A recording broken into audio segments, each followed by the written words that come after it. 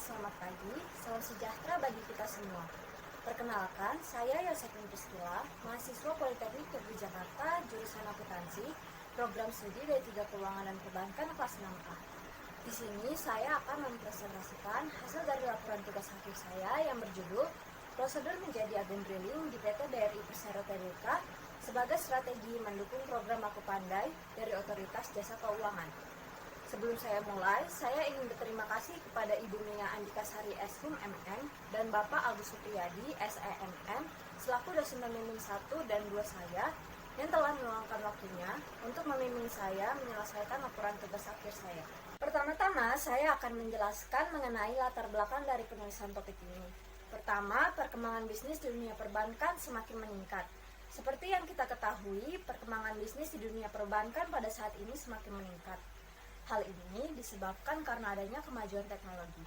Seiring dengan kemajuan teknologi yang ada, beberapa bank memutuskan untuk bertransformasi menjadi bank digital.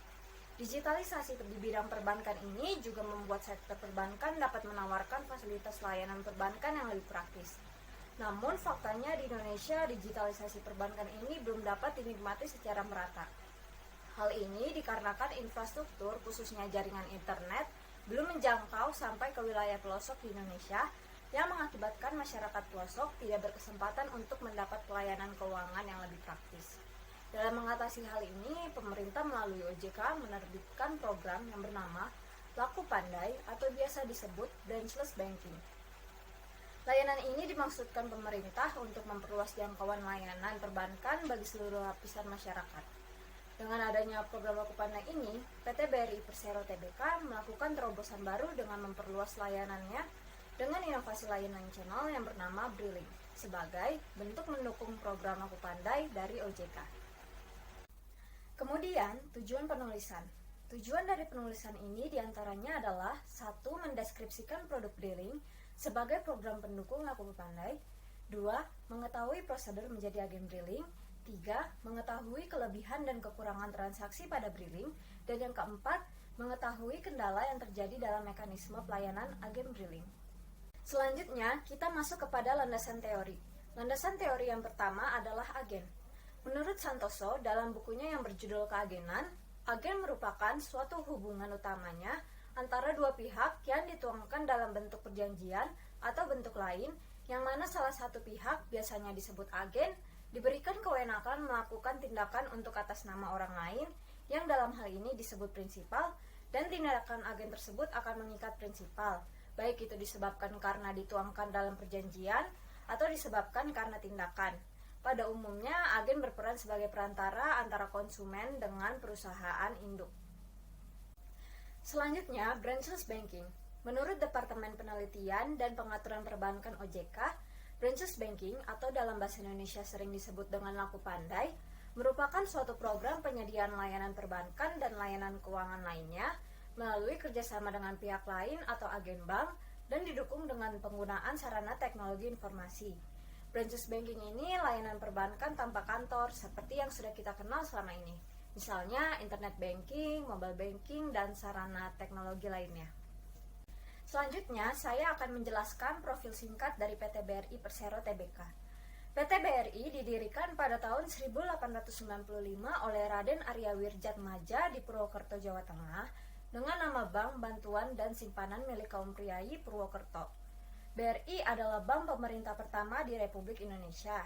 Dalam masa perang tahun 1948, kegiatan PT BRI sempat terhenti untuk sementara dan mulai aktif kembali setelah perjanjian Renville pada tahun 1949 dengan berubah nama menjadi Bank Rakyat Indonesia Serikat. Kemudian pada tahun 1960 BRI melakukan peleburan menjadi Bank Koperasi Tani dan Nelayan atau BKTN yang merupakan peleburan dari PT BRI, Bank Tani Nelayan, dan Bank NHM. Lalu pada tahun 1992, status BRI berubah menjadi perseroan terbatas dan kepemilikan BRI diputuskan untuk dijual 30%, sehingga BRI menjadi perusahaan publik dengan nama resmi PT Bank Rakyat Indonesia Persero Terbuka. Selanjutnya, kita akan masuk ke dalam pembahasan. Pembahasan yang pertama adalah mengenai drilling. Briling adalah produk BRI yang dibuat pada bulan November tahun 2014 sebagai komitmen BRI untuk mendukung dan melaksanakan program Laku Pandai yang digagas oleh OJK. Briling sendiri merupakan perluasan layanan BRI, di mana BRI menjalin kerjasama dengan nasabahnya sebagai agen Briling yang dapat melayani transaksi perbankan bagi masyarakat secara real-time online menggunakan fitur edisi mini ATM BRI dengan konsep sharing fee. Briling diharapkan dapat meningkatkan pelayanan perbankan bagi para nasabah maupun masyarakat. Selanjutnya, Briling mempunyai tujuan, diantaranya 1. Memberikan kepraktisan bagi nasabah dan masyarakat sekitar, baik yang sudah memiliki rekening bank ataupun yang belum, dalam melakukan transaksi perbankan terbatas di agen Briling. Yang kedua, menghimpun dana murah bagi Bank BRI melalui rekening simpanan agen Briling. Yang ketiga, meningkatkan fee-based income Bank BRI dari peningkatan transaksi finansial e-channel BRI. Yang keempat, meminimalisir cost of transaction unit kerja Bank BRI dengan cara mengalihkan transaksi ke e-channel BRI. Kelima, memperluas jaringan kerja Bank BRI melalui penempatan edisi BRI pada agen Briling. Briling memiliki berbagai manfaat bagi berbagai macam pihak. Yang pertama, bagi agen, sebagai tambahan sumber pendapatan, dapat meningkatkan image agen karena di-branding dari BRI, dapat menambah segmen perdagangan dan potensi cross-selling usaha.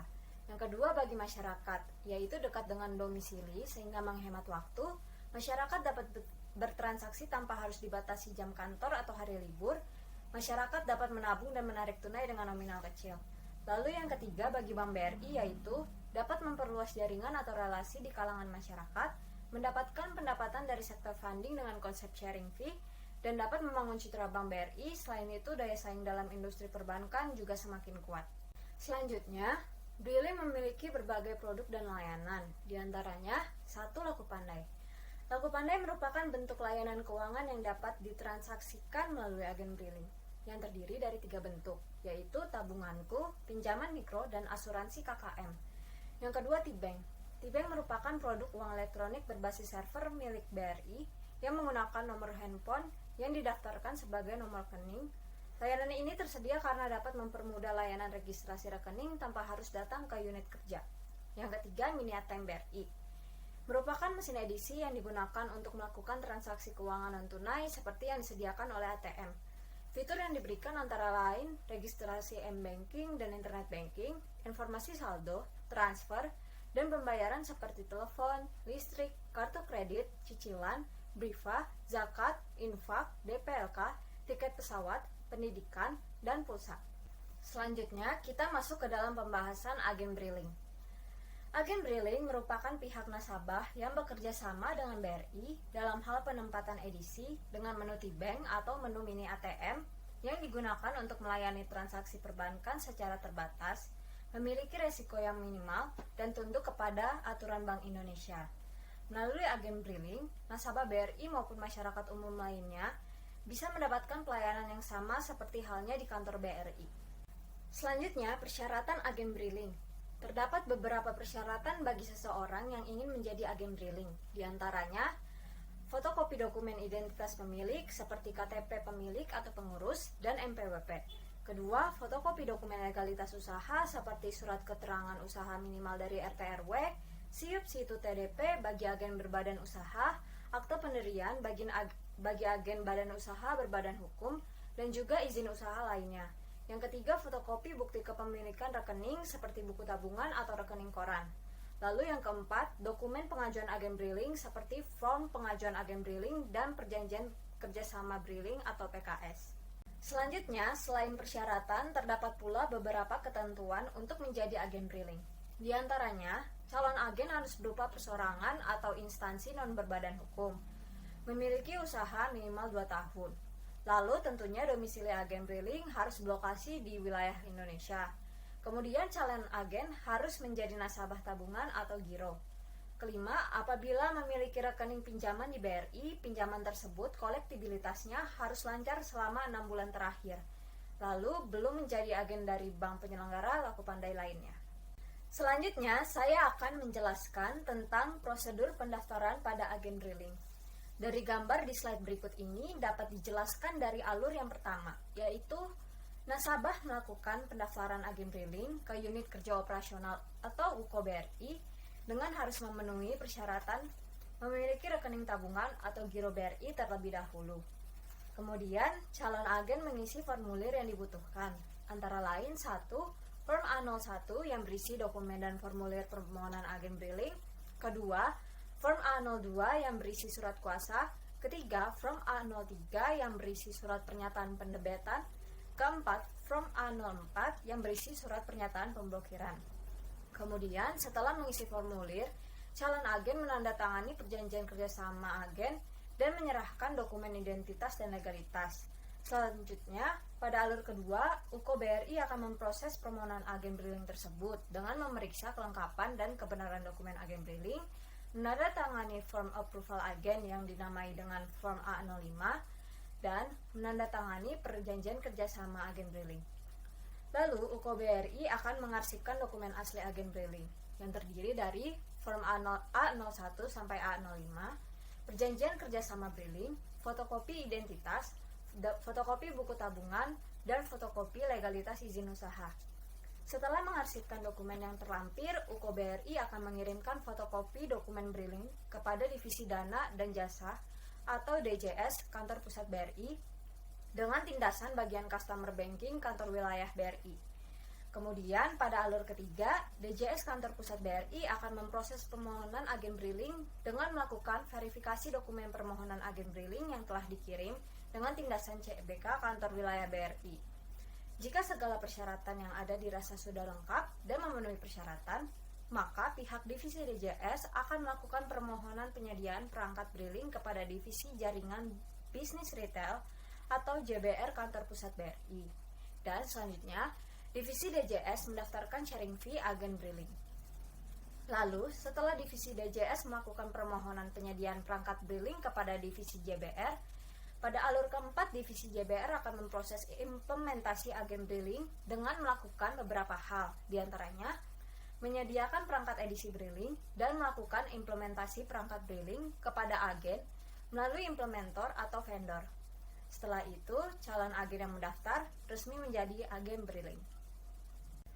Selanjutnya, agen briling memiliki hak, diantaranya mendapatkan fasilitas penunjang operasional seperti pemasangan edisi, kertas truk edisi, dan perbaikan edisi. Kedua, mendapatkan materi komunikasi berupa banner, signage, dan tent card. Ketiga, mendapatkan edukasi terkait dengan transaksi melalui layanan briling. Keempat, mendapat imbalan jasa atas transaksi yang dianggap berhasil sesuai dengan ketentuan.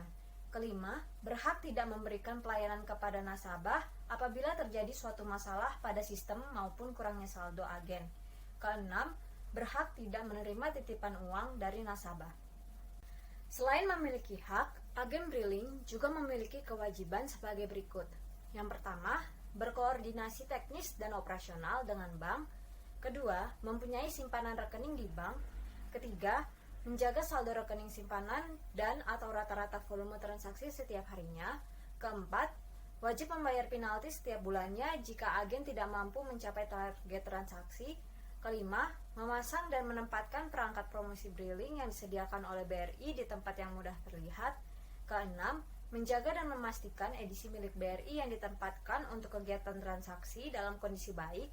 Ketujuh, setiap ada perubahan seperti anggaran dasar, kepemilikan, kepengurusan atau tujuan dan lokasi kegiatan usaha, maka agen briling wajib memberitahukan kepada BRI. Kedelapan, agen briling wajib menolak untuk melakukan pelimpahan transaksi nasabah dari agen briling lainnya. Kesembilan, agen briling wajib merahasiakan segala keterangan mengenai data dan simpanan nasabah.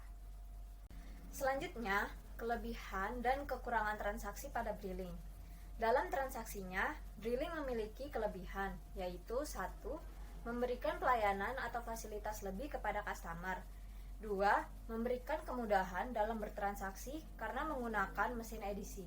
3. Proses transaksi aman karena petugas diberikan kartu briling bagi briling instansi. Dan keempat, meningkatkan pendapatan agen dengan adanya sharing fee. Kemudian, kekurangan transaksi pada briling, yaitu terbatasnya jaringan provider pada lokasi tertentu dari para agen yang menyebabkan gagalnya transaksi. Kedua, Dikenakan biaya setiap transaksi, sehingga semakin besar jumlah transaksi, semakin besar juga biayanya sesuai dengan kebijakan yang ditetapkan oleh masing-masing agen briling. Yang ketiga, jumlah uang transaksi dibatasi, karena uang yang digunakan adalah uang agen briling, maka besar kecilnya transaksi yang bisa dilakukan disesuaikan dengan saldo atau jumlah uang yang dimiliki oleh agen briling. Keempat, tidak bisa cetak buku tabungan. Selanjutnya, kendala. Di samping produknya yang tentunya memberikan kebermanfaatan bagi nasabah dan masyarakat, tentunya produk ini masih memiliki beberapa kendala pada saat pengoperasiannya. Adapun kendala yang dihadapi beserta penyelesaiannya adalah sebagai berikut. Yang pertama, biasanya struk transaksi tidak jelas atau tidak keluar. Untuk mengatasi hal ini, agen briling dapat melakukan reprint last transaction di edisi untuk kondisi kertas habis, atau melakukan reprint any transaction di edisi untuk kondisi resi tidak jelas dengan memasukkan trace number. Apabila transaksi dilakukan dan struk tidak keluar dari edisi, maka agen atau nasabah yang bertransaksi dapat melapor ke call center atau unit kerja BRI terdekat terkait jenis transaksi ini untuk dicek apakah transaksi berhasil atau gagal. Kedua, konfirmasi fee. Biasanya permasalahannya adalah fee tidak masuk ke rekening agen. Untuk hal ini, agen briling dapat menelpon ke call center agen untuk mendapat kepastian status pelimpahan fee, kemudian mencocokkan dengan data transaksi di register. Yang ketiga, edisi bermasalah atau rusak. Biasanya yang terjadi adalah edisi tidak dapat dinyalakan, koneksi edisi lama, ataupun transaksi error. Dalam hal ini, agen briling dapat melakukan first level maintenance edisi yang sudah disosialisasikan oleh petugas BRI, atau bisa juga menghubungi petugas IT kantor cabang BRI terdekat. Keempat, edisi hilang. Untuk kendala ini, agen briling wajib melaporkan kehilangan edisi. Jika setelah diinvestigasi oleh petugas BRI ditemukan adanya indikasi keterlibatan atau kelalaian agen, maka agen briling wajib memberi ganti rugi sesuai kesepakatan pada perjanjian kerjasama briling. Berdasarkan pembahasan yang telah diuraikan tentang prosedur menjadi agen briling di PT BRI Persero Tbk sebagai strategi mendukung program laku pandai dari Otoritas Jasa Keuangan, maka dapat disimpulkan bahwa briling merupakan produk BRI yang terbilang cukup inovatif dan memiliki bermacam-macam manfaat bagi semua pihak yang terlibat, baik itu pihak Bank BRI, agen briling, maupun pihak masyarakat. Kemudian, agen briling merupakan layanan agen laku pandai milik Bank BRI yang prosedur pendaftarannya sangat mudah untuk diikuti. Melalui agen briling, nasabah BRI maupun masyarakat umum lainnya bisa mendapatkan pelayanan yang sama seperti halnya di kantor BRI.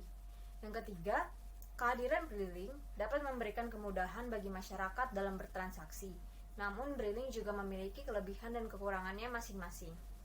Dan yang keempat, kendala yang dialami oleh agen briling dalam pengoperasiannya masih dapat teratasi dengan panduan-panduan yang telah diberikan oleh pihak BRI. Dari penulisan tersebut, maka penulis mencoba untuk memberikan saran kepada pihak BRI antara lain perlu adanya pemerataan edukasi mengenai teknis pelaksanaan layanan briling kepada agen sehingga agen briling betul-betul paham mengenai mekanisme yang dilakukan pada saat mengoperasikan layanan briling dan dalam menangani komplain nasabah. Kemudian, sebaiknya pihak Bank BRI memberikan reward kepada agen briling yang mampu membukukan transaksi terbanyak, sehingga agen briling semakin termotivasi untuk membukukan transaksi sebanyak-banyaknya. Demikian presentasi dari saya, kurang lebihnya mohon maaf. Terima kasih dan sampai jumpa.